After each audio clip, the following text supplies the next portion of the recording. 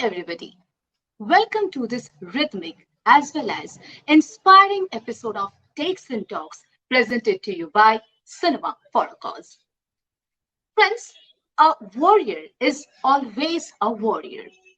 No matter whether you're in the field of creativity or you are fighting the battle of life. And if you have the right ability, right zeal to brave the cruel wrath of fate, the right willpower to stand against all odds, and a never die attitude about winning, you can definitely emerge as a winner. Our today's guest, noted Bharatanatyam exponent, cultural icon, and a brave leukemia survivor, Nandini, is a true warrior and a winner. This episode of Takes and Talks is all about celebrating life and creativity. So let us welcome our today's guest, noted Bharatanatyam guru Nandini Mandal, who has joined us from Pittsburgh, Pennsylvania, USA. Hello, good evening. Good evening. Actually, it's morning right here. So good morning to all the viewers in North America and a very good evening to all my friends in India. How are you and how is the weather in Pittsburgh? Pittsburgh has more cloudy days than sunny. So today one of the cloudier days and it's just snowed yesterday. So pretty much I can see out of the window the hills are all covered in snow right now. Okay. It's sub-zero, but okay. And what's the temperature? It's I haven't checked this morning. It's just a little bit around sub-zero. Yeah, around zero. Okay. We are very enriched. Our show is very enriched to have you. So we hope you will have a great time together. Yeah, sure. I'm looking forward to it. Me too. A little bit. I would like to add. I wouldn't call myself a guru or anything. I'm just a teacher, and I'm just trying to give to all my students what I have like what I have received from my teachers, my acharyas. Okay, so let's consider you as an acharya. No, okay. So dear viewers, next I would like to welcome the very backbone of our Cinema for a Cause, the ideator and moderator of our Takes and Talks series, none other than Mr. Abhishek Ganguli. Mr. Ganguli, welcome to Takes and Talks. Thank you very much, Shormishta, and good evening to you, and good morning to the Never Say Die Nandini. Let us call her that way. Very good evening to both of you. Yeah, you have very rightly described her, the spirit, the zeal, the the kind of awe which she carries on life. She always celebrates life, and she has been through so much, but yet we see that bright smile and those bright eyes, which really spark and bring the brilliance out of Nandini. Nandini, thank you once for being with us in Takes and Talks. It's our honor, our privilege. Let's start the Adda now. Mr. Ganguli, before we begin, let me tell our viewers that Takes and Talks is your very own interactive show.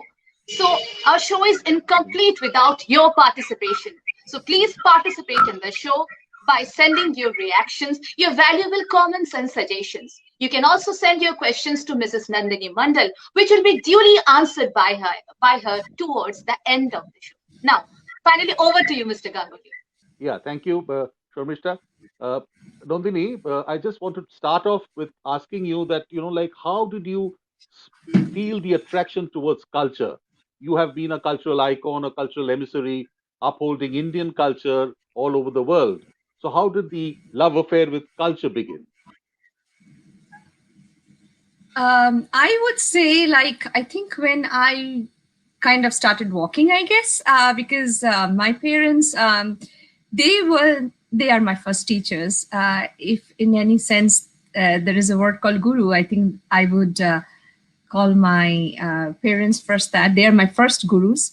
And they took me to these various programs and performances that happened in our small town. And that was my first initiation. because that's how I was introduced to the beautiful, this amazing world of art and culture, especially Indian art and culture. And from there was no looking back. And I think I had this flair for dance. I believe I must have driven them crazy with my dancing all around the house. And so they took me to my first guru, Srimati Snigdha Pal. And that's where the journey started and still ongoing. So is it that Snigdha Pal only, tutored you into the realm of Bharatanatyam? You started your training in She Bharatanatyam under was her? my very first guru. Yes, she was Okay. my guru. And she introduced me, yes, into the world of Bharatanatyam. She not only just taught me the basic steps and the more elaborate dances, she also taught me about the history, the theory portion, which is also very important. Very important. No, Very true. any learning of any art is incomplete if you do not learn the theory portion of it. It's like you have a structure, you just have the infrastructure. I mean, it has to be filled in some way. I feel that the theory is the infrastructure that holds up all our art and the history, the vast grammar that's involved in it, the various texts, the various authors that have written so much about, they have researched about these different arts and music and dances. And we all need to study them. Once we study them, then our ideas develop more. And I think that was what really enthralled me. Like, when, I used to be answering these exams through Pro Action Git Samiti, that's the Allahabad University, how we give this Bisharad and the Prabhakar exams. And for some of us, we felt that some of the students might have felt that, oh, it's giving another exam at the end of the year. But for me, it was a big eye opener. Like what I'm learning in the class, this is how it has all begun. So it all started lining up for me. Like, I started connecting the dots. And it was always amazing. Like I loved studying about the temples of South India, the temples of North India, comparing them. I learned about the Devadasis. I learned about, the Carnatic music and Hindustani classical music and the differences. And then one of my favorite, pastime was when I'm not reading any books or I'm not drawing or doing my homework or something, is comparing the talams, like, the tal of Hindustani raga and raga system and then the Carnatic system. And I would say, oh, okay, because then I could, use them in my choreography of Rabindranath's songs or any other Bangla songs. So I found this entire aspect of combining the theory and the practical aspects of dance very interesting. And every day, a new chapter was opening in front of me. And I think very soon I was sucked into it before even I knew I was in it. Excellent. I can understand, it was just not practice. You had the theoretical knowledge and then you started the practice, and it was a fantastic, magical Yes. combination which happened. And Uh, Snigdhadi was just amazing in explaining all that. And you just imagine, it's a small town back in the 70s. And you're reading about Bala Saraswati, you're reading about Satyajit Ray made this famous movie called Bala. So, and then you're studying about it. We didn't have all this net. You just don't Google and find everything in front of you. You had to literally look for these books. So Snigdhadi would share her books with us, like, and she would read out to us from her collections. And we always wanted to collect these books. And it's not easy in those days for a girl from a small town to get hold of this. So when we used to come to Kolkata, our work was like, go to College Street, look for these books, Baba and me, my dad and myself, or my mom would come. And so that's how it all started. And like I said, Snigdhadi is my first guru, but she was also a very unique person. She taught us a lot of things, and especially one was like to keep your eyes open. don't, don't put blinders there. Like your bani or your school or your gharana, that is it. Everything else is not as good. So that she never told us. She told us, watch around, look around, learn more. And after my Prabhakar exam, she told me that whatever I have learned, I have given it to you. uh, why don't you try exploring something more? Like go to Kolkata. If you really want to learn, go to Kolkata. And that's where I came to Kalamandalam. And auntie told me to start learning from Umadi. That time, Uma Venkat. She passed away too early. It was an accident. But then after that, I continued with her husband, my current guru, Sri Kalamandalam V.R. Venkat. And since then, he's there right above me. He's there. And Guruma is still there, but she's not well these days. She doesn't keep well these days. But I keep in touch with her because without their blessings, I am a nobody. Correct. And the Guru Shishya Parampara is very much evident in, all the classical forms of dance. And you are, an embodiment of that too. I confirm your reverence to all your gurus whom you have had, and you have been blessed by them. And I can see, a part of College Street just behind you in the Almiras. Lot of books. Oh, So that well, yeah, my best friends. so I understand. Never say Jai. Nandini has a lot of, like books to back her dance steps too. So, Nandini, if I ask you to define Bharatanatyam in one line, we can Google it, but something which is beyond Google, something which you have internalized through years of practicing Bharatanatyam. What will be your definition in one line be of Bharatanatyam? I would say it's beautiful as science and art combined Okay. that unfolds like a beautiful flower on stage. So there is both science and art in this beautiful art form. And for me, Bharatanatyam has been a way of life. So it has, I've actually never thought of it this way. So yes, it is very scientific. So sometimes we often say that, it's just an art, but there's a lot of maths, there's a lot of science, there's a lot of physics involved in this. So for me, it is a very rich science and art combined art form. Fantastic. So art and science combined, and it's life for you as you are, It like is. you're It is. out of words It's to express. yes. It is It's some a way of life for me. Yes. correct, correct. It is something so deep inside your heart that you can't share, it seems. Some So it's yes. very much like Sometimes that. it's a feeling. I mean, it's I know, I know, cannot sometimes put some things in a nutshell or in a one word. I know. I can Experience understand for that. me. I would say it's an experience for me. I can understand.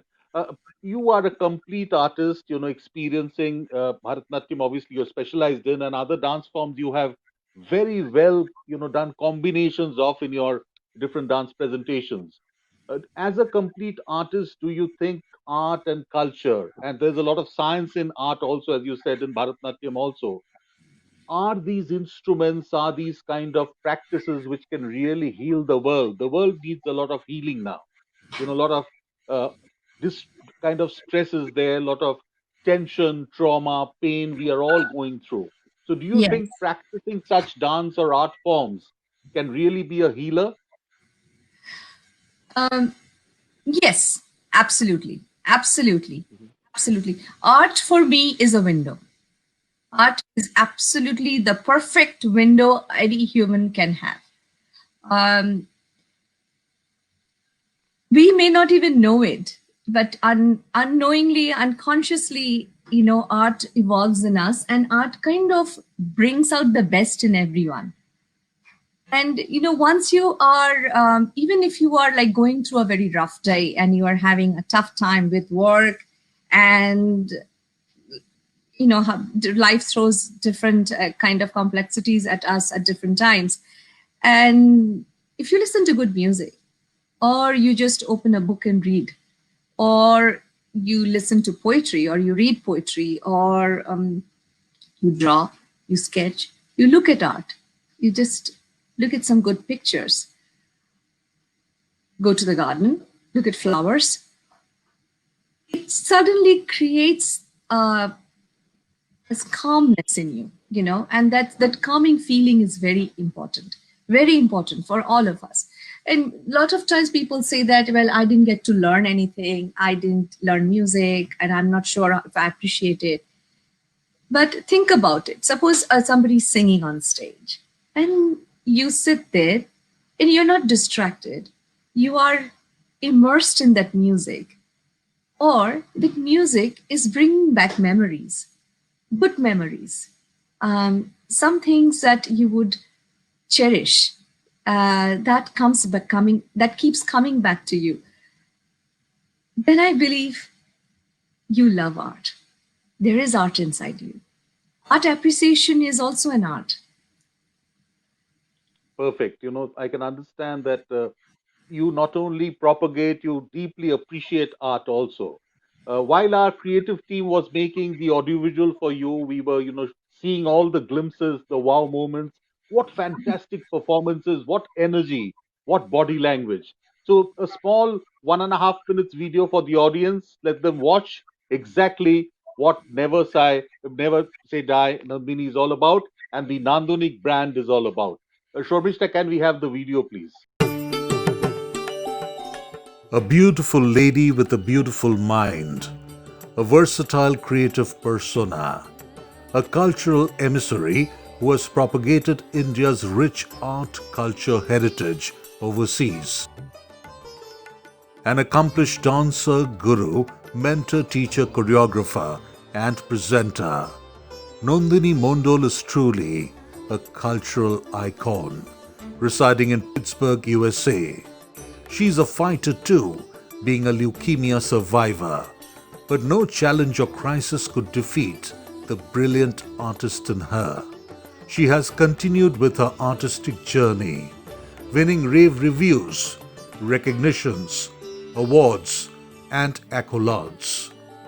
Training the delicate steps of beginners at her Nandanik Dance Academy, touring the world over with her dance troupe, and bridging cultures through art in her hugely popular talk show, Shetu Bandhan. Nandini's life is truly a dedication, an inspiration, a glowing example of crossing boundaries, overcoming barriers, lending a hand to those in need.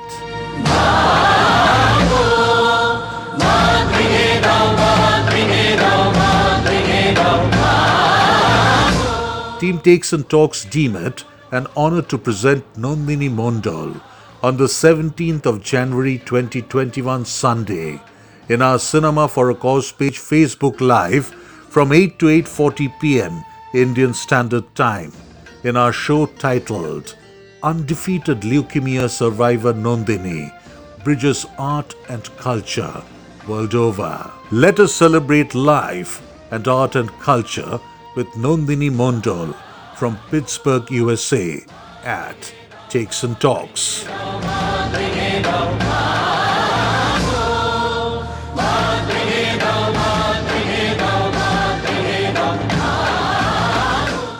So this Baand Bhenge Dao song very much, is a symbol of your life. You have really broken all barriers. Very ideally, it has been in sync with your thought process and your kind of dedication, what your life stands for today. Nandini, you have been very, very busy. Like I have seen that you're always in different projects, shuttling from one project to the other. Plus, you have been a fantastic homemaker. I have, sneaked into your Facebook and seen all your photographs. You've been a mother, a fantastic wife. How have you balanced a very busy professional life with your, domestic chores? How do you, homemaker come a professional? How do you manage both? Um, because I need my oxygen as well. I guess, Okay. my dance and my family, they're my oxygen. Say, so Okay. basically I can't live without one, like I cannot do my dance without my children. And then when I'm with my children, I also need my dance to give me that, okay, I'm I'm exhausted. Now I need to go back and do something else. It's like that break. So they're all intertwined. And that is who I am. Like, I've never I would like to mention here that when I first came to this country and 25 years ago, and my husband had told me that this is your passion and you just follow this. I used to also be a school teacher back in India, in Okay. in St. Agnes Convent. But my husband said that this is your passion, and many of us are lucky to pursue our passion. Why don't you try to do something in this field? When everybody comes here, we want to either go and study, we want to do a job. So I'm like, okay, why not? Let me try. And it was a struggle because, in performing arts, it takes time for people to know you, to Very true. come back to see your work.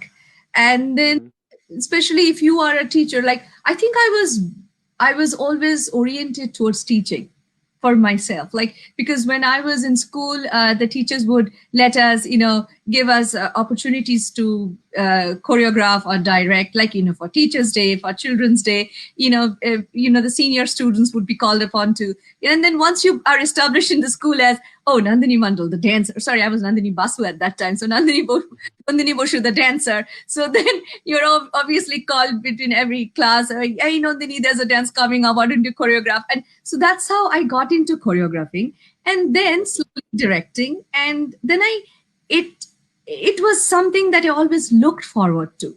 And then when I became a teacher in the same school, and I was teaching the children, and I used to go for quiz contests with them and debate competitions with them, dance competitions with them.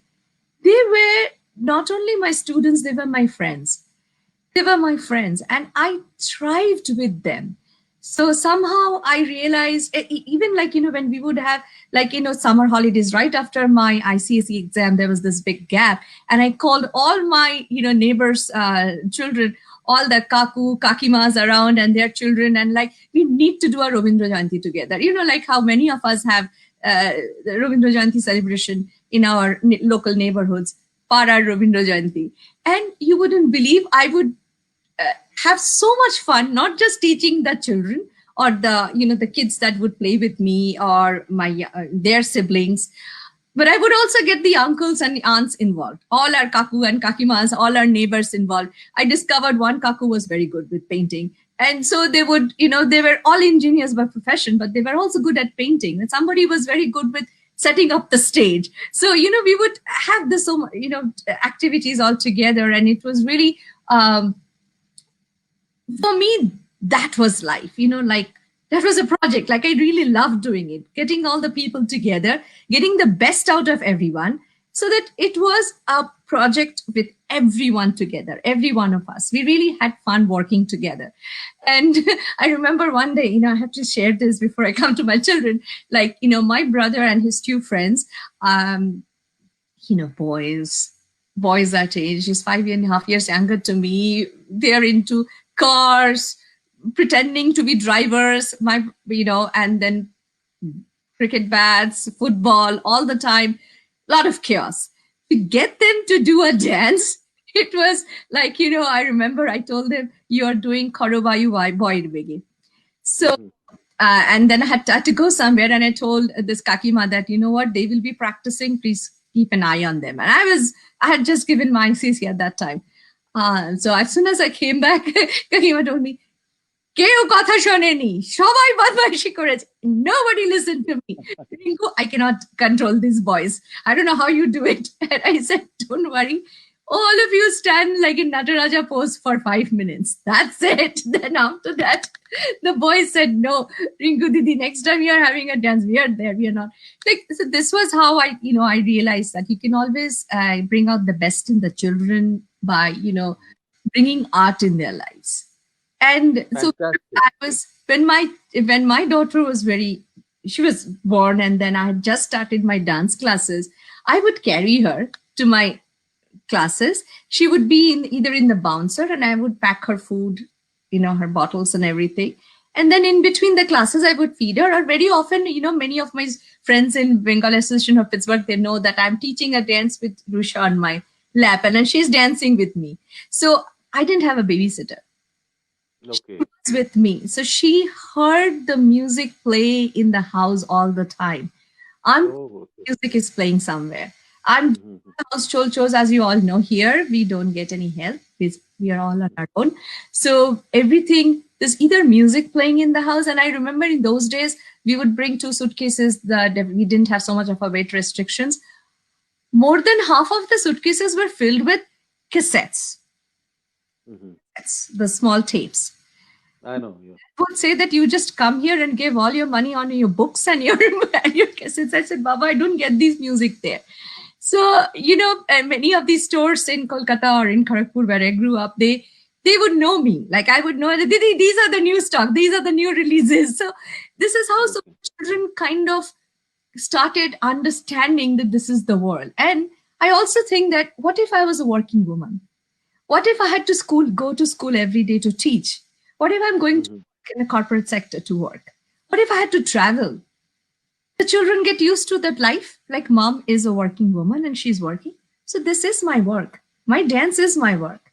So my children got used to that idea also. Saturday and Sunday, mom will be busy. She will have her work. I have a show, my Lovely. children used to it that, yes, this is mom's work and we need to respect that space. I got a huge support from my family, my husband, my children. I wouldn't have come this far without that support. Positively, I can understand that your family, the bigger family, all the kakus, the kakis, they have all kind of supported you, and they have loved what Rinku had done. Rinku is your nickname, is it? Yeah, that's my nickname. Yeah. Fantastic. Tell me, Nandini, I understand that your children dance. So have you been able to make your husband dance in any of the Yes. styles? Yes, I tried once because he felt left out. Okay. When we were very young, at that time, and he tried. He tried in his own way, but yes, Okay. he enjoys it. He loves it. But Lovely. he danced to my whims. I think that's a big dance. He's still Positively, he dancing dances to to your that. whims. He's still dancing around that. So Yes. you have been a successful, homemaker, thorough and thorough, because you've been able to make the man in the house dance to your tune. Fantastic. I tried. I'm not saying he does that, but I tried. Yes, I tried. But I think it's very also important to understand each other's differences and each other's preferences, each other likes. He likes cricket. I don't understand cricket. I love football. I mean soccer. And so there is differences, but then but we both appreciate art. We both appreciate, and in fact, he knows that's my first love. So, No, as they say, opposite poles always attract. So that's how the attraction happened. I'm sure that's how the magic Yes, of the family I has guess. happened. Fantastic. I guess. Nandini, what I can understand is you have been a very able organizer. You have done a lot of talent scouting, talent searching, and taking the best out of people. So, it's a lot about being a good manager too. So, if I ask you who is a perfect, complete performer, what will be your answer? We have this term, a complete performer. We refer to it many a times. So, in your words, what does Nandini say about that? Who's a complete performer? From my own perspective, I would say that because I'm not sure how others look at it, but for me, it's like not just yourself, thinking about yourself when you're on stage. If you're having accompanying artists, they are a huge contribution on making you who you are, who you have become. So that is very, very important to remember that. Another thing is you are incomplete with the audience in front of you. So a complete artist is somebody who respects the environment, the people around, everyone around, who remembers the contributions that have come the years before to bring you to that level, and also the artist who thinks of giving back to the community, not just by performing, by being involved in the community around, and there always has to be a give and take. You can't always expect that, "Oh, I will just go up and dance on stage and people will come running to see me." It doesn't happen that way. Absolutely. The people that they're giving that important time, even if they come for 20 minutes, they are giving that time to you. They're coming to you. So you owe it to them. And sometimes we feel that, we artists, we feel that, oh, we have become this huge, we've made a huge impact, and so we can come late to a show. We can, we can start a show late. We can go say whatever we want to whoever is in the backstage. That doesn't work. Every person on that stage, working backstage, in front of stage, they are all very important. They have helped you be there.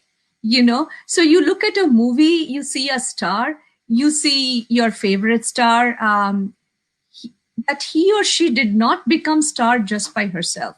Of course, he or she might have the talents for it, but acumen for it. But you know what? The people around also input. So you need to understand that. Only then you will become a perfect artist. So when I'm teaching in class, I not only just know my students, I know their strengths and weaknesses. I also to know their families. So because then I will know where the child is coming from, maybe they're having some rough times commuting to the place. So that's why the child got tired. So that's why the child is not performing very well in that class, but she has potential. So these lot of things are very essential for an artist to understand. Like, the musicians, suppose on certain day that the singer is not being able to sing properly. So we cannot just bark at the singer. We need to understand that there could be some issues. So how do we work around it? And as you said that, I didn't know I'm a manager, but I became one. I always was told that, I was not very good at managing. But later on, when I studied human resource management and then we were to do projects, then I sat back and realized that, oh, yeah, I did do event management all these days. So this is what I was doing actually. So pretty much, I would say, going back to your question is, a perfect artist would be someone who has this balance, the sense of balance. I'm not sure if I have achieved that sense of balance yet. There are times when I make mistakes, a lot of mistakes. And I also feel that I'm incomplete without the people around me. As you talked about Nandanik, Nandanik Dance Academy is my small business where I teach my students, where I develop the dance dramas. We work on choreographies, we have workshops and interact. And the Nandanik Dance Troupe's mission is to promote and propagate Indian art and culture. That's a non-profit organization. See, the Nandanik Dance Troupe would not have achieved whatever it has without the help of the board of directors. We have a board of directors changing over the years, but right from the people who were there in the beginning when it was founded to the people who are there right now, the current board of directors, they are all very, very important to this organization. People don't see their faces. They all see me, but I am nothing without these people behind. I would always say that because they also put in so much of their effort, so much of their time. Many of them were volunteers. They're volunteering their time besides their homemaking, besides their work. So I'm very grateful to all these people, and each and every parent of my students. Because without them, this Nandanik would not have become Nandanik. Lovely. I really understood the essence of being a complete artist. You have to look beyond. It Yes. is, looking beyond the performance arena, looking, at the ones who are not, on whom the lights are not falling, but still they provide the light which makes the star. Yes, I Fantastic, remember. Nandini. Absolutely, because I also that song is very close to my heart. Is You were the wind beneath my wings. And Yeah, correct. I often think of my parents as that, my gurus as that, and definitely my team members as that. Like if I had been able to fly high, to soar high, it's because you were the wind beneath my wings. Beautifully expressed, Nandini, I must say. You have been a leukemia survivor. So you have been a fighter. You have said, never say die. How did you really combat this disease? How did you overcome it? Did you go through any depression or any kind of mental low? What had happened?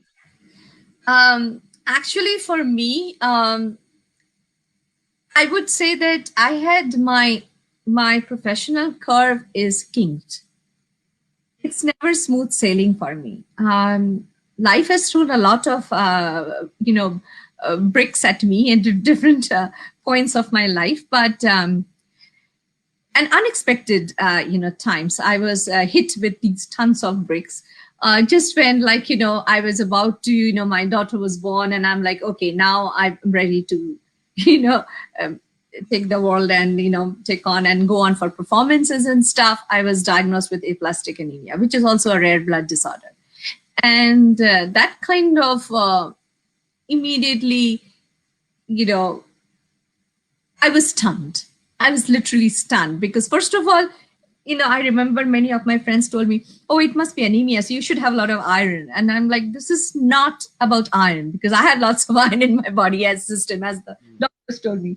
It was more about platelets, dropping. And I used to have a lot of blood transfusions at that time, platelets transfusions at that time.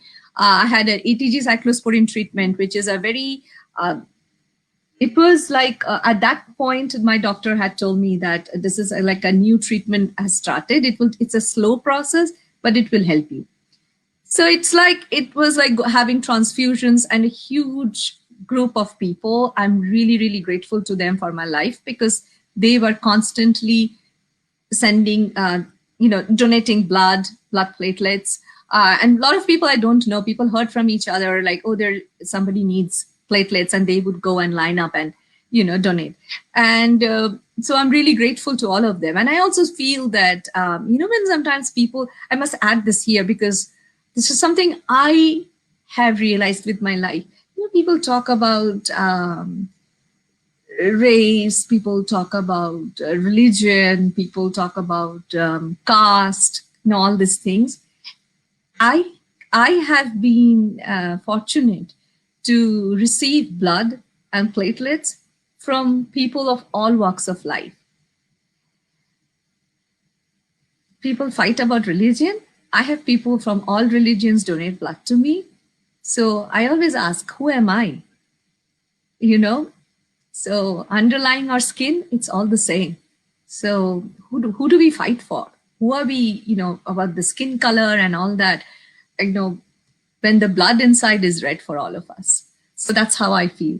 Anyway, so right after aplastic anemia, the ATG cyclosporin treatment was really, really harsh. It kind of ruined my hip bones. So I had to go through a hip replacement, bilateral hip replacements. So that was the major kink in a dancer's career. So it was a big drop. I was devastated. Yes, I was. I wouldn't even say that, no, I took it. Oh, yeah, it happens. No, it doesn't. It doesn't. Just at the peak of your career, at the age of 32, you realize you have aplastic anemia, and then suddenly, after aplastic anemia, which you are having hip replacement. So every time you're thinking that, okay, it'll be fine, I can conquer it, something else comes back. So that's what I think, that bricks kept coming. It's like, somebody sitting there and saying, okay, see how you handle this. Okay, here's another brick coming your way. Let's see how you handle it. So I was always tested. So, and because, the physique also started changing because of the steroids and the treatments and the cyclosporin itself. So I had to combat that. I had to cope with this changing. My flexibility was challenged heavily.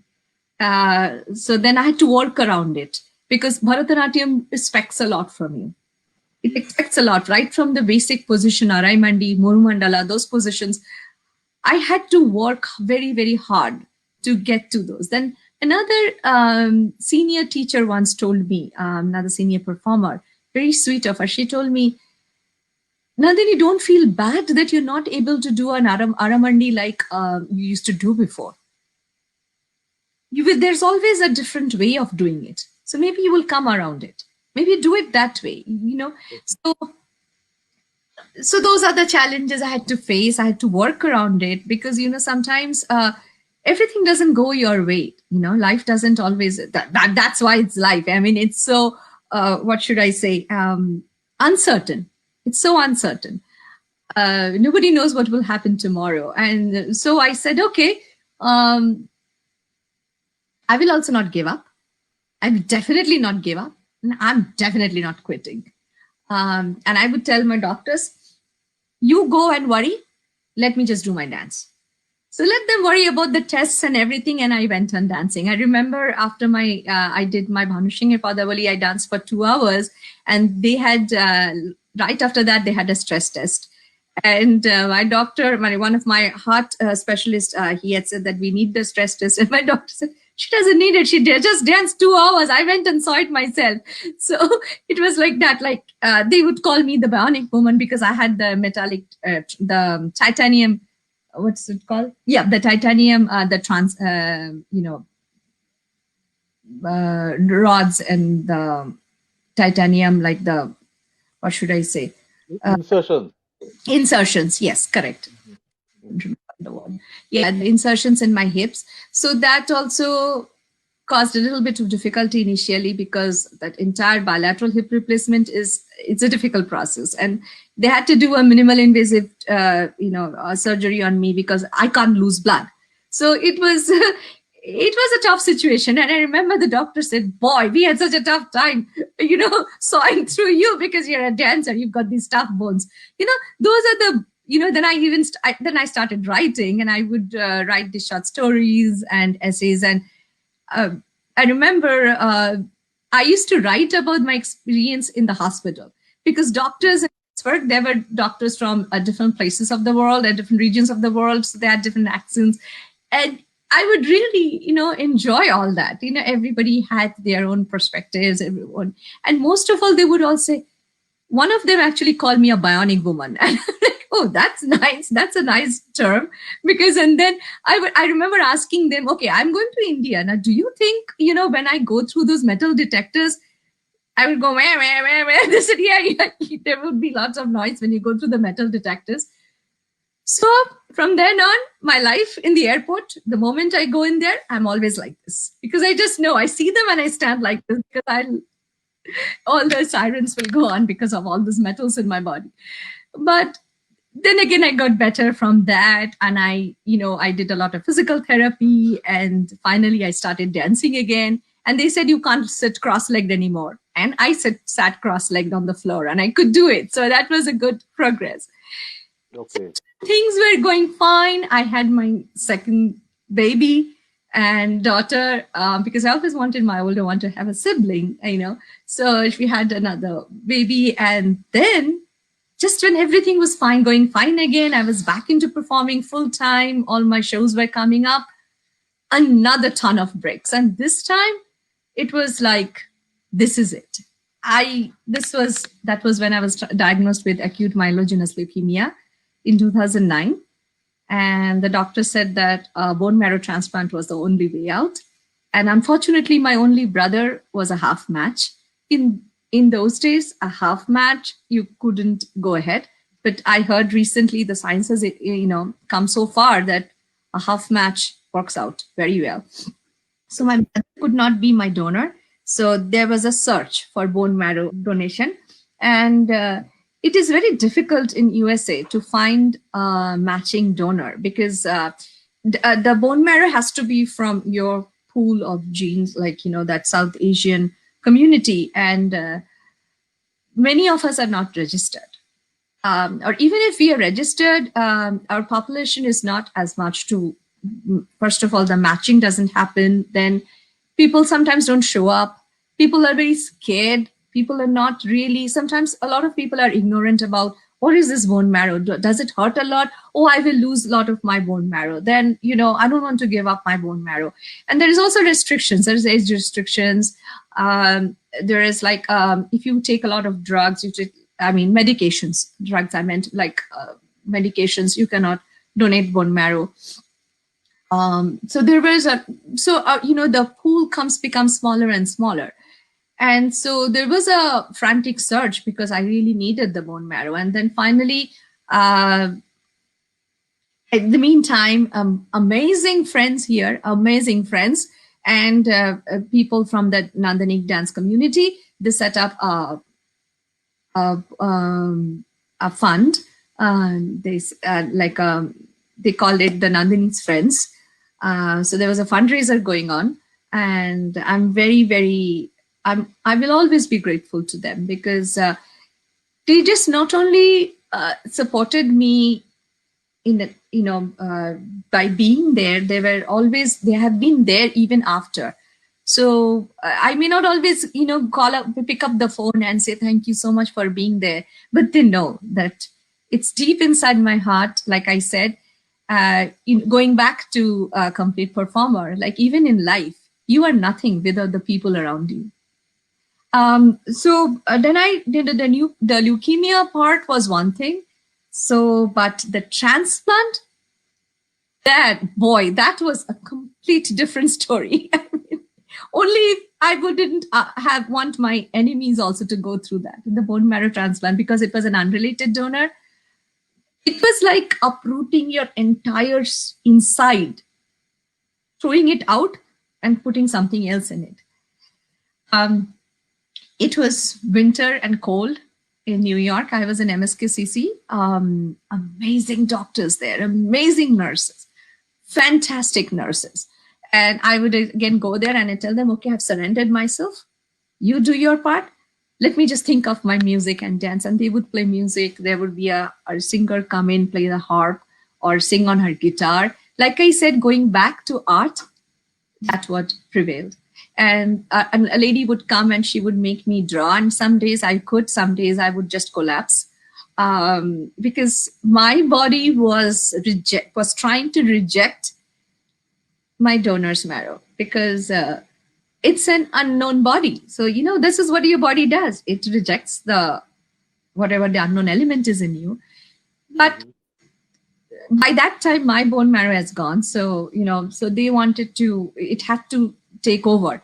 And that was a very crucial time. So I had, there was acute graft versus host disease, or you could have chronic graft versus host disease. Means graft versus host means the one that was grafted and my own body. So there was an unending stories just going on. And I was given this much of like material to read and study and to understand, like the next month, 0, 3, 6, 12, 18, how every day matters. Every day is a progress. It was like starting life all over again. So like I actually started having only baby food.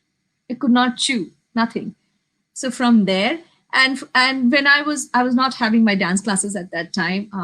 But sometimes there would be shows. Somebody would write to me.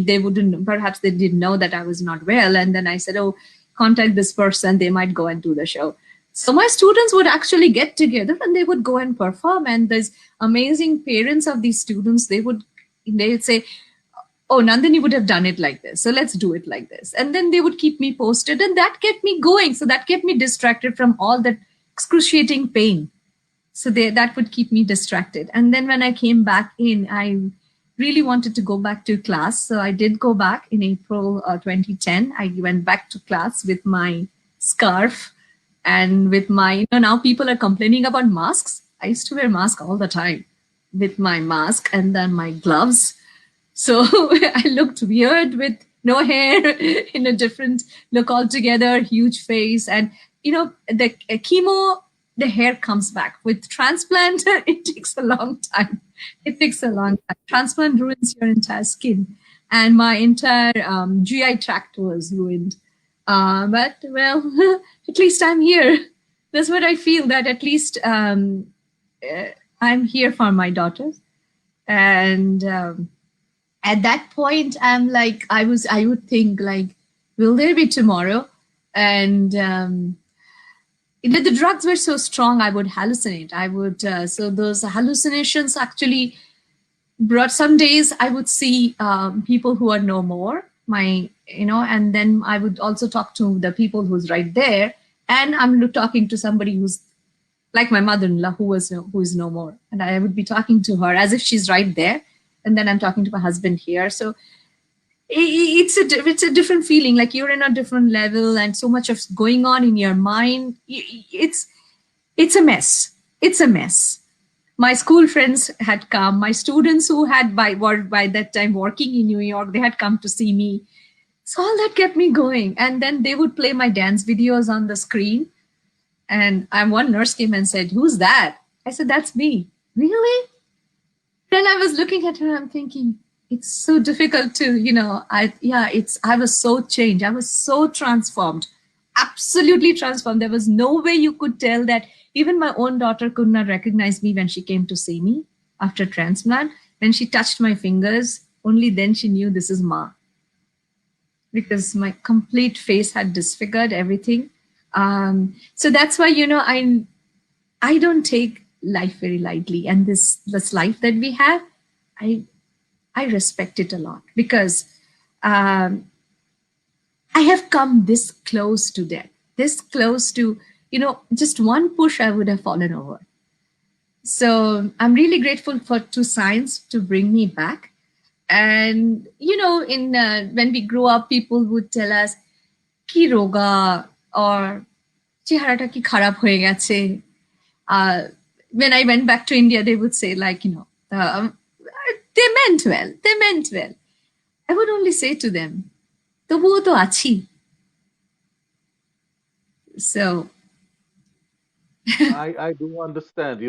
While I was listening to you, I could fully visualize, and people talk about iron willed, but I can say you're titanium willed. Titanium willed. The kind titanium. of, you have really sailed through life, and every day is like a new birth for you. And I also, really appreciate the way the New York hospital dealt with you, with the entire art uh, atmosphere, the artistic atmosphere, playing the harp, then asking you to Yes. draw. Yes. So delicate nuances which make a difference in an artist's life when you're Yes. fighting death. Yes. Amazing, amazing. Yes. I have to also add one line here, that actually two lines. One is Holly, the lady who would be singing, she would have her masks and all that. And I asked me, what song would you like to sing? And I used to think that I'm singing, but actually I would be making just a noise. Nothing would come out of my voice. But inside me, I always thought I'm singing. I would ask her to sing I Have a Dream. Okay. By ABBA. I have Yeah, a song to sing yeah, to help yeah, me very cope. much so. Yes. So that song was, she would come and sing that first, and then she would play the harp till I fell asleep. Another is like when I was recovering at Hope Lodge by American Cancer Society in Manhattan, because they said for 3 months I have to be in New York before they could let me come back to Pittsburgh, very close to the hospital. So if any emergency happens, they're right there. The physical therapists would come and help me do the exercises that would help me come back to dancing. I mean, look at the entire thought process. For them, for my occupation was dance and teaching dance. So they kind of planned the entire regime like to help me come back into dancing, my balance. And then I remember one of them telling me, "Boy, look at you walking. I don't believe you have hip replaced." I said, "Well, Fantastic, I fantastic. fought." So Yeah. Nandini's dream, like as you have said that I have a dream from ABBA, but you have been dreaming a lot, and your dreams have come true, especially through Nandanik Dance Academy, the Nandanik Dance Troupe, and your very sought after talk show, which is Shetu Bandhan. So very quickly, if you can just tell us about three babies which you have under your umbrella. The Nandanik and Shetubandhan and The Nandanik Dance Academy, the troupe which you have, yeah, and your Hetubandhan. Yeah, these yeah, three. I'm sure. Okay. Nandanik Dance Academy is my second home. Right now, the studio is closed. We are teaching online. The school completed 22 years in 23 actually, and I'm really grateful to everyone for that. It wouldn't have been possible without the trust the parents had in me, that they trusted their children to come to me. I also teach ladies, working ladies, and I really appreciate them taking their time and coming to me to learn. Recently, I started teaching senior citizens. It's called Tal Se Tal Mila, and I feel that especially in this quarantine times, we can always add music and we can do different exercises, dance-like exercises. So, and Dance in this, movement therapy. yes, kind of. In my own way, yes, we choose songs. It can be old songs like, Ramaya Vastavaya, and, so these amazing men and women, they love coming to that class. And we choose a song and we do different movements with that and different themes, different times. Very nice people. That keeps me coming back to them every Thursday because look at that energy. Some of them are 80 plus. They're either sitting on their chairs or standing and dancing and any kind of movements. You really don't have to be a dancer. It's like letting go, just letting go in this time when you can't go. So that is important. Then I've also started teaching children with specially abled children. And again, I'm learning and I'm teaching them because I'm finding out different ways of appealing to them. Right after the first class, one of the students has started having eye contacts and she's always giving me flying kisses. And that is the best reward I can have. That is the best reward. Like that she smiles and she looks at me and she waits for me. I mean, I'm so grateful. I'm so grateful. And so each and every one of my students is very special. They're very special and they keep me going. They keep me going. And no matter how sick I feel or how low I feel on a certain day, the moment I come to my class, everything disappears. And it's bright again. Even if on a very dull, gray Pittsburgh day, the moment I'm with my students, everything looks bright and sunny. Dance troupe, again, it was my dream to take our art to the mainstream audience, to take to everybody who's not from India, to tell them about the Indian art and culture, to take Rabindranath Tagore to everybody around because he's my God. So, how do I take him to everybody? How do I bring him? Because most of my students are non-Bengali speaking. So how do I bring Tagore to everybody? So that was my dream. And not just Tagore, different art and culture. So, and in the process, I could bring my Guruji also, Sri Venkit sir, here to USA. It had been my dream also. So Nandanik Dance Troupe really helped me fulfill all those dreams of reaching out to a wider spectrum of audience here and talk to them about art and culture from India. And not just Bharatanatyam. We talk about different aspects of India in different fields. We went to the museums. I've gone to libraries. We've gone to different colleges, blind school here. It's just, you name it. We've been to different places and just to talk about our art and culture, to give lecture demonstrations, different age groups. Okay. Sometimes it has been small little towns, small little sleepy towns tucked in the hills of Pennsylvania, where you wouldn't even find any face from Asia.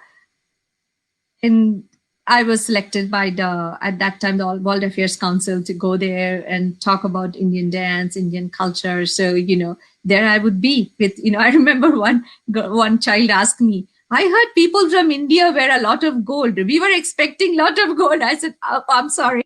I just had my junk jewelry on it. So I said, well, that's interesting. So there were times when I was asked, like, whether people, whether there are elephants walking on the streets on, but not anymore. Now the world is more aware of what goes on around. There was a time when a lot of people didn't know about cricket. Here now, many, when I go for these lectums, I know middle schoolers ask, like, do you know to play cricket? So that means they're aware of cricket. They are aware of, they don't ask those questions anymore about the elephants walking on the street, but they do ask whether I wear a sari, whether people, all the women wear saris in India, and what a typical teenager would wear. So these are the different questions. Like, this is how I would talk about my country, the country where I've come from, to the people around the world. And so that is my dream, and then hosting festivals. We started the Vilaya Festival here, the first time Indian Classical Dance Festival in Pittsburgh. And thanks to the Greater Pittsburgh Arts Council, they recognized us, and they gave we got the first of their lift grant, and that we wouldn't have been able to launch that. And so that we are very thankful to Greater Pittsburgh Arts Council for recognizing our work. And this year we launched the Nabopatro Festival. The Nabopatro is about emerging talents in the field of Indian art and culture all over the world. Indian classical dances all over the world. As for Setu Bandhan, it's again a piece of my heart. I was, when we heard about this in Italy, where everybody was singing and rejoicing during the pandemic, the whole world has seen it, open the windows and singing. And I was talked to many of the senior citizens here, and they would say how lonely they were feeling. And many of them can't even open the Zoom, or they can't go to Facebook all the time. So slowly they started getting used to it. And I think that was when I decided, my mom was stuck in her home. She could not come to us this year. We can't go there, especially not me. I can't travel. So I decided, why don't I connect them? And Pittsburgh is a city of bridges. And I come from Kolkata, where you talk about Kolkata, the Howrah Bridge looms before your eyes. That's one of our symbols, So I thought, why can't it be called Setu Bandhan, and where you're building bridges and through art? So, and that's how I started Setu Bandhan. And I know that there is a whole group of people waiting every Friday evening here and Saturday early morning there to watch this show, to listen to good music, to listen to good poetry, and to have a good discussion. And I feel that even, for some people, one day in the week, it starts with a lot of joy in their heart, with a lot of peace in their heart. My work is done. My work. Beautiful. Such lovely vibrations. Yes. And lovely names. You have chosen the names which really kind of, have a healing effect also, and very culturally rich names. Beautiful. Yeah, Nandanik was given by my mom. Okay. She gave the name Nandanik because, again, aesthetically pleasing, and it play on my word. And actually, one of my little students, they called me Nandanik auntie. Okay. I have to tell them it's Nandini, and that is Nandanik. No.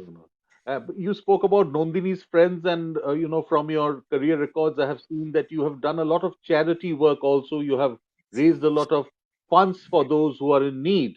So very quickly, if you can just tell us the different issues you have addressed through your fundraising programs and different events which you have organized.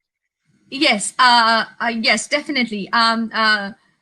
During my transplant, I saw two things. One was the whole, many of my friends and their friends coming together to help with this cause. And then, I was in American Cancer Society's Hope Lodge in New York, recovering. The entire place, it was a state-of-the-art facility, entire place with all those patients and one caregiver. Patient had to have one caregiver 24/7 with the patient.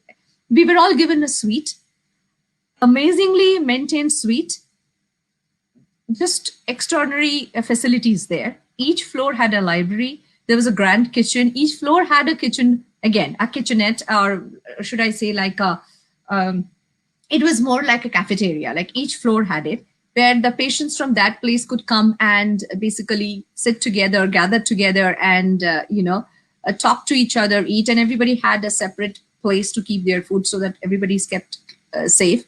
Then they had a lounge downstairs where you could interact. Musicians would come and sing. Circus artists from New York would come. Opera artists would come. So it was just so much fun, board games and everything. You wouldn't believe the entire place was built on donation. Okay. And when I would wait in the lobby for my husband to come with his car to take me, or the taxi would pull up to go to the hospital, I would see this wall with these names and names and names, Donors. organizations of donors. And I have this much of good heart in the world. If I can get better, I will give back some way or the other. It is my duty now to give back, because I have been given a chance, so somebody else should get a chance. Definitely. So it was in me. If I get better, I'm going to do this. Then I started, I joined Leukemia Lymphoma Society's Light the Night. We used to have lighted lanterns, red light, white lights for the departed, and the red for the survivors or thrivers. So we would walk. For me, walking 1 mile was a struggle in those days. So I would start, and then towards the end of the journey, my daughter or my friends, they would be literally holding me, pushing me forward, because I was collapsing by then. But I made it. At the end, I could actually walk myself without any support. So with this light, that yes, my light is lit. Then I decided not just Leukemia Society, because I lost my father to lung cancer. I lost my mother-in-law to cancer. It's just everyone in every family, there's at least 1% you have lost to cancer or who are battling cancer. So then I wanted to do something for American Cancer Society, because they do a lot of activities here, including having volunteers ready to take you to the hospital. You call them, you say, okay, somebody will come, take you to the hospital. That's it. Bring you back from the hospital. Doctor's appointment. You need groceries. I'll take you to the grocery. I'll bring you back from the grocery store. This kind of activity, it requires a lot of selflessness. To give the time, think outside your box, think outside your, sometimes we are like too often, my child's exams, my child's activities, my work, my thing. And after that, I don't have time. Then one day you will need help, and then somebody else may not have time. So at the most, somebody will say no, but at least why not try it? Try to help out. So then I did Dance for Cure. So we called the local artists here in Pittsburgh to come and perform, college students, established teachers, their students to perform. And together we raise funds to donate to the American Cancer Society. And there is one very important item. There is always a Bhangra team and a Garba team from I think from Pitt, University of Pittsburgh. They come, and we tell them that at the end, you should keep playing the dhol, so the entire audience dances. We celebrate. That's the finale. So you have a Bhangra finale. Grand finale. I have a picture of me in a kantha sari dancing away, because you just rejoice. You just, one moment you stop and you thank God, I am alive. Because one day we will all go, but at least for that moment, just be thankful. And for me, it's more special because it was given to me. Somebody was kind enough to donate bone marrow. That's why I keep telling, please donate bone marrow. Please register and yourselves as a bone marrow donor. You never know who will need it. You will never know who will need it next, especially in a country outside India where there's not enough pool. You need to have a pool, and blood people can donate to anyone, but bone marrow is very specific. It's very specific. Like a person from who's born and brought up, or a person who's by origin is from India, Pakistan, Bangladesh, Nepal, Sri Lanka, we can help each other out. So please, for once, live for somebody else. And you know what? It doesn't take much to donate bone marrow. See, look at me. When I received bone marrow, it was literally like, uprooting my entire system. So I go through so much pain. I went through so much pain. There's nothing compared to donating bone marrow. You just have a little bit of a flu-like symptoms. That's it. That's it. And but what do? You're actually saving life, and you are giving life, the gift of life. That's the greatest gift a person can give. Um, and I don't know who gave me my bone marrow because we are not told. So that was my Messiah. So and the other that I did this time was we did a fundraiser for Amphan. We donated to CINI, Child in Need Institute. They have a headquarters and they have another branch in Texas here. Okay. When I go to India, I try to visit CINI, the one in Moulali. Friend Kakuli Bashu is doing a very good work there. So we teach dance to the rescued boys, the little boys. That Amader Bari. Hey, Amader Bari, right. I was forgetting. This time I took my children also. In 2019, when I went, I took both my girls. It was extremely hot and humid. But I said that you need to know this world. Where you live, it's very different from where I'm going to take you. And they were there. They were dancing with me. They were playing carom with the boys, and they really enjoyed it. And on the way back, my little one was very quiet. And I asked her, how did you feel? She said that, I don't want to talk now. So I think, that's how it is. It should be not. And I also did one more I did was here in Pittsburgh. We are going through because of the sudden unemployment that people were hit with the COVID situation. There is a very, what should I say? Right now we are going through a hunger crisis here. Not many families are being able to provide food for their families and for the entire family. And it's very difficult. It is getting even worse with the job losses, multiple job losses, and some families, children, many people to feed. It's very difficult to bring that bread on the table. So we got together with Nandanik Dance Troupe and we did Ray of Hope. And actually, my daughter was working on the field, and she once told me that, Mom, we are having some difficulties, and there's a lot of families who need help. She works for National Health Corps. So that's when I got this idea, get people from all communities, all faiths, all languages, all cultures to sing songs of compassion, songs of empathy. And that's how we had Ray of Hope. People from Christianity, Islam, Sikhism, Jainism, Hinduism, and Judaism. We all got together, and people sang in different languages, multiple languages. A couple of them played instruments, all songs of hope, of compassion, of empathy. And whatever was collected, we donated to 412 Food Rescue. So there's a lot of food often wasted from the restaurants, from the grocery stores, unsold food. So their job is to collect these and go and give it to the local distributors. And you can go and collect that food for free. Okay. Fantastic. You have been a survivor. You have been born again, and you have looked beyond. You really identify where people are needing, some kind of help, some kind of aid, and you devise and design something to be with them.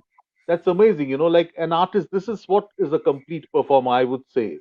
An artist has to look beyond, as you said, beyond the stage, beyond the performance arena, and you are now giving back to the society, giving back to the mankind because you were given a chance. Amazing. Yes. Nandini, if I ask you one question, what is your very own intimate space, which is just your own? What will it be?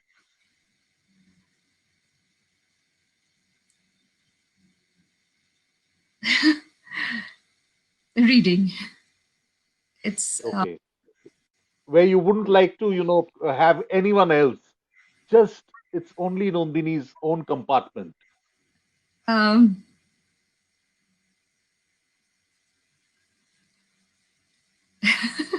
Yes, there are times, of course, we all of us have that, and we would be here without that because you need that thing also. Mm, it's my reading, definitely. It's reading and Rabindranath. Okay. I find solace there. I've always found solace there. Um, uh, his works, his songs, his poetry, his essays. Right now, I'm into his essays. They give me strength, a lot of strength. His songs, I'm rediscovering his songs, and I'm also, and I think I do introspect a lot, and that also gives me a lot of my inner space where it's just me, and you're always analyzing yourself, like what you have done so far in life and what went wrong. There's so many things I might say that I wish I had done it like this. I wish I had done that like that. I wish this didn't happen to me. This was the first thing. But it is all done and said. This is who I am, and I just, it's just that reading it gives me a lot of strength. And I think that if I get a few more years, what I would do in my life. Positively, we are sure that Yes, you and would a do a nice lot question has more. come up. A nice question has come up just now. Many questions are coming up, so now we will have to get into the questions. Shormishta, I was Absolutely. going on seeing different questions coming, remarks coming. Never Say Die Nandini has really, like got into people's hearts. She has touched lives. She has given back lives. She was born again. So now she is, kind of lending a hand to anyone, whoever needs her. On to Shormishta for the questions, please. Yes, we have got a couple of questions. Maybe we won't be able to address all the questions due to paucity of time, but we'll try to address as many questions as possible. So, Nandini ji, Shuprita Dasgupta, she wants to know, can someone take up dance as a hobby after the age of 40? Very quickly, we'll take the questions. Absolutely. Absolutely. Absolutely. You can dance, yes. And also remember that dancing does not mean you have to go up on stage and do a Kathak or Bharatanatyam. You can dance any way you want. I mean, you can do a folk dance. You can do, because I do have students who are above 50. I have students who are above 60. And they may have danced when they were young, and then there is a couple of ladies who's told me that I always wanted to learn dance, but my family dance was not allowed. So now that my house is done and my children all grow up, I want to take up that dream. And we do movements, we do different movements, and at that point you don't want to prove yourself to anybody. So that's why it's even easier to learn. You take your time. Just do one hand movement one day. Just do a facial movement. Just do whatever way you want. Dancing doesn't mean you're actually moving your entire body. Dancing can be just with your eyes. Dancing can be just with your hands. Okay, so it's all in your mind, right? It's all in your mind. Yes, exactly. And here. Very nice. Sorry? Here and here. Yeah, of course. Yeah, both go together. Nandini, like, I just want to know, you got inclined towards Bharatanatyam, but India has many classical dance forms. Why Bharatanatyam? Because in the town where I was growing up, we didn't have too many choices at that time. Okay. And Snigdhadi was a very renowned person, and my mom must have heard about her from somewhere, and she took me to her, and that's how I got used to it. And I think I was little when I was taken to a Kathak teacher. I might not have liked it. I don't remember it. Vaguely, I think I didn't like it. I know I didn't want to go back. I just know this part that I don't want to go back. I was telling my mom. But I liked going to Snigdhadi, and I think that's how. And I think my mom must have read it somewhere or heard about it somewhere about it. And I actually didn't ask her why she took me there, but I know for sure that because Snigdhadi was the best. Okay. I mean, you were destined to do Bharatanatyam. Yes, I kind of, I guess. But I had also learned. I had also had the for I was able to go to Monshi Chaki Sarkar's class also for a short time, but I was able to attend, and that was after my marriage. When I was in, Okay.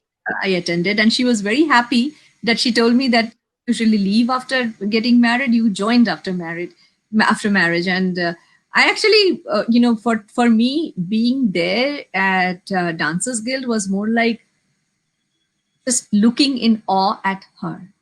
She has been Okay. my Yeah, that's true. Right. she has been my role model. Like, I would just look up at awe at her, like while dancing, but I learned a lot. But then I came to USA, but just her presence, her personality, her achievements, she was like my goddess. Okay. She enthralled you. And totally. So she opened up another thing. Another person I should say is my Bengali teacher in school growing up, Srimati Shapna Boshu. She was also another, she's also a huge inspiration in many of our lives. But for me, she was another person who introduced me to different kinds of choreographies in class. Okay. School. Okay. And so that was how I got interested in choreographing in the first place, in creating a dance. So she would introduce us to different music. And that time, Ananda Shankar's music was very popular in many schools. So we would always have just different themes, biblical themes or any stories that the sisters would give us, and we had to create dances. And Ms. Shapna Basu would always be there to guide us, and she actually also brought in me, like, not just Bharatanatyam, she also helped us incorporate those in. Okay. And so I should say that yes, so many people are there, and so it was not exactly Bharatanatyam, but yes, I ended up there, and now that has helped me flower even more. Sure. Nandini, Pooja Mishra wants to know about your plan to contribute in the field of Bharatanatyam in US and back in India. Very shortly, if you can answer. India, I'm not sure how much I can help, because there is a huge the big gamut of artists there already. The who are doing very well, a very commendable job in every spheres. But I can talk about here. What we are trying is we are doing festivals here to promote young artists, emerging artists. We are trying to collaborate with local dancers, local artists, not just Bharatanatyam dancers, not just Kuchipudi dancers, but dancers from other genres. Like we have collaborated with artists from hip hop, from jazz, from ballet, and to come out with different ideas, different themes, and it has been very fruitful. So, and then I have utilized Bharatanatyam techniques in dance dramas such as Card Country or Tashed Desh. Music that we played in the beginning, that entire music arrangement was Rahul Chattopadhyay, and it was done under the direction of Srimati Promita Mollik. So most of my dance productions, music productions is basically has been directed by Srimati Promita Mollik. So that's why I wanted to mention that, and the voices were by her students. Okay, that's great. That was yes. She's actually. I wanted to mention that. Yeah. So here, like, we are hosting Navapatra, so the festival where I'm promoting the emerging artists. The Vilaya festival. Vilaya is again the confluence. Vilay. Okay. Confluence here. That's how the name the Vilaya came. This year we did Vilaya Vivartita. So where we are going to do Vilaya Vivartita, means the change circumstances. Confluence in the change through changes because of the COVID situation. Yes, so we are hosting workshops, lecture demonstrations, seminars that is going to benefit students and audience. So audience, please join these seminars. Please join these. See, suppose you go to a program, you go to an Arangetram. Arangetrams are very popular in the North America. So you go to Arangetrams and you might say, I couldn't understand what's going on. So if you don't, all of us don't have to really know classical music. but at least we can be able to appreciate the dances if we attend these seminars. Sometimes it just opens up another window for you of art appreciation. So try to attend these seminars if you can. We had a Kalari workshop, a lecture demonstration. We had Chou, all the three genres of Chou. Yeah. So then we had on Indian contemporary dance workshops, and we are planning we have this whole series already planned for this coming year. We are going to unveil them very soon because in we are still not doing a lot of work. Like unlike India, we are still maintaining social distancing because the virus is unhinged here. It's still unhinged. It's not under control. So we are still amazing. Yes. Okay. So that's what Prem Sharma, Mrs. Prem Sharma would like to know what qualities should a perfect artist have, or perfect artist must have? Yes. In the Natya Shastra, there is, they have these categories called Uttama and the Nayaka, whether the actor or the singer, they say the qualities, the avagun, of the virtues or the vices. So I would say beyond that, a person should be, most importantly, is humble. Period. Think of yourself as you are nothing without what was given to you, without the blessings of whoever gave it to you. And once you start thinking that you're nothing, and then there is lot more to learn, right? Then you achieve something. Then you achieve. As it is always said, Shraddhavana labhate jnanam. As it is absolutely true. Absolutely right. You have to be Shraddhavan. Totally. And if there is somebody who's elder to you, because our culture teaches to first start with your head low. Once your head is lowered, then you can take more on. You can take more. Yes. But at the same time, you should also be able to leave a mark with your work, a mark. Rather than being copycats, try to leave a mark. Be original in your thoughts. And definitely, please don't have blinders. Please don't have blinders on. Whatever I have learned, my style of dance is the best. My kind of thinking is the best. My idea is the best.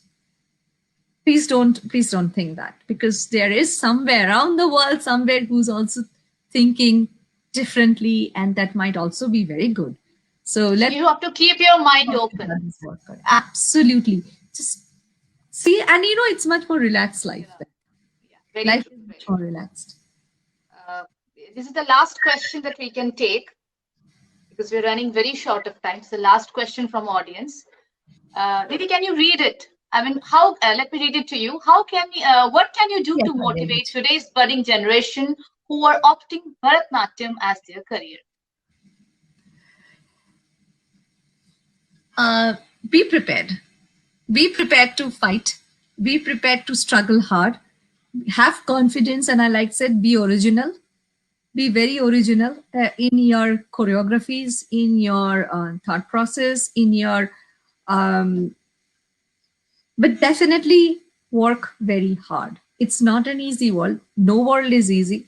Whether you're in the corporate world or whether in the artistic world, there is cutthroat competition everywhere. Nobody is going to leave you even this much of space. You have to make that space. You have to create that space for yourself. And that can only happen through good, true knowledge. So keep learning and keep going ahead. And like I say, have faith in yourself. Have faith in yourself and do it no matter what. It's very easy to give up. It's very easy to give up. It just takes a second to give up. It just takes a second to give up. When I used to be sick, I used to say, okay, I'm drowning. Okay, I'll just give up and drown. Or I can try to swim against the currents. I can try.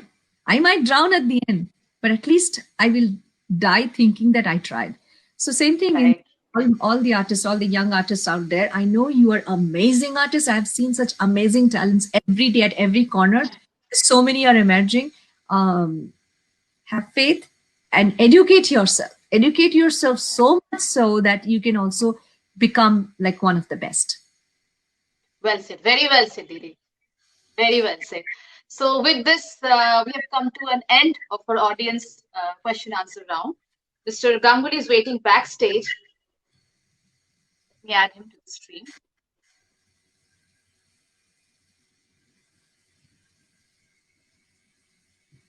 Yes, Mr. Ganguli. Yeah, sorry. So, Didi, I'd like to thank you from the core of my heart on behalf of the Takes and Talks team for gracing, for enriching the show with your presence, with your good words, for taking us through your amazing journey. So that way, we wish you all the success.